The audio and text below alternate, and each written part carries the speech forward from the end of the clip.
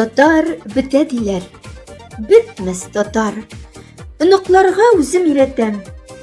Алларыма бастырып куеп, өйрәнгәннәрен дә сөйләтәм. Шулай булса, бетми татар теле. Буыннардан буынга күчә ул. Бетеп кенә калмый, бәлки, тагы да биеклеккә карап үсә ул. Барысы да үзебездән тора. Ни чәчсәбез, шуны урырбыз. Биргән дәресләребез бушка булмас. Уңышларга сөенеп торырбыз. Телебезне саклап калыйк әле. Бердәм булыйк, дуслар, туганнар. Без бит көчле рухлы халык.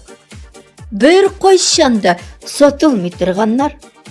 Бергә булганда гына көч һәм куәт. Бер кем безне җирдә җиңә алмас. Татар дәүләте, татар моңы, халкы бер кайчан да җирдән югалмас.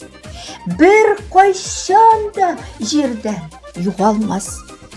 Автор Гөлнур Галимова.